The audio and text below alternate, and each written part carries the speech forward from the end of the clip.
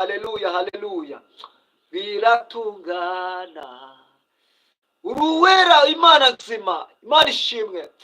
Uruwera Imana ishoboye byose. Uruwera Imana ishoboye byose. Uruwera Imana ikora ibitangaza.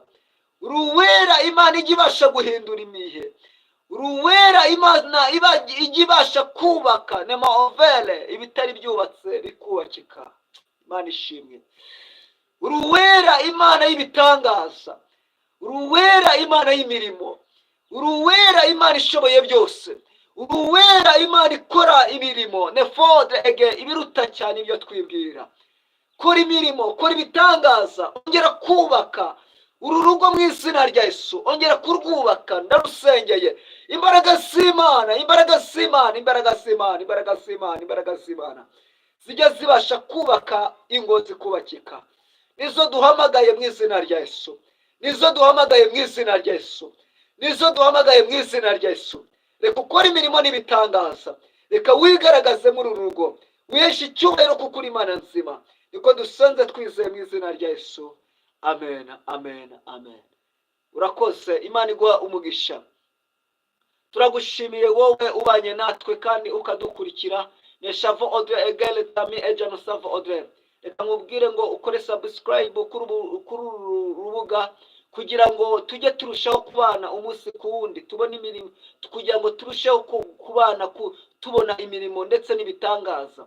Nukuri Imana ifite imbaraga, iracyakora, ifite imirimo n'ibitangaza ibasha gukora. Nefaje logema trodikele jalofa adra. Kora subscribe nimba utarayikoze kugira ngo ubashe kubana natwe umunsi ku wundi. Dusenga Imana, tugira amasengesho yo gubohoza. Neshavo Audrey egel, Jano of Audrey egel. Tujya dusengera ibihugu bitandukanye. Neshava gel enotrodike. Ariko by'umwihariko ndaguhamagarira kubana natwe mu isengesho ryo kubohoza. Neshavo Audrey egel, Majano savo Audrey dike. Kora subscribe, kora subscribe, kora subscribe kugira ngo ujye ubasha kubana natwe umunsi ku wundi. Imana iduhana umugisha. Kandi niba ubonye imirimo n'ibitangaza, niba ari ikintu Uwiteka akoze ku buzima bwawe, shima Imana kubera yuko Nefo Audrey Imana ikunda abantu bayishima. Imana iduhana umugisha. Sinasoza ntakubwiye, ntakwingingiye, ntaguhamagariye Neshavo Audrey gukomeza kurwana intambara nziza yo gukiranuka ndetse no kurushaho kwera imbuto zikwiriye abihanye ku Defo Audrey kugira ngo tubere abandi umugisha muri quartier aho dutuye, mu kazi dukora. Nevo Ojanote urushaho kwera imbuto kugira ngo bigaragare yuko Imana iri muri weho. Ahari mugenzi wawe yabona Imana, ahari mugenzi wawe yakongera kwizera, ahari mugenzi wawe yashaka gusa nawe, yashaka kwegera Imana bitewe n'imirimo ukora, bitewe n'amagambo uvuga, bitewe n'imbuto urimo wera. Ahari mugenzi wawe nawe yashaka kwegera Imana. Imana ishimwe cyane. Nesova Audrey egel, urakoze kuko wabanye natwe. Nawe muri uyu mwanya turagushimiye kandi tuguhamagarira n'ubundi gukomeza kubana natwe. Tubona mu biganiro byacu tugira ijambo ry'Imana, tukagira n'ibindi bintu byubaka Nefo Audrey bitwubaka umunsi ku wundi. Imana idushoboza kunyuza kuri urubuga. Imana iduhana umugisha. Imana kandi ikomeze kutugira neza.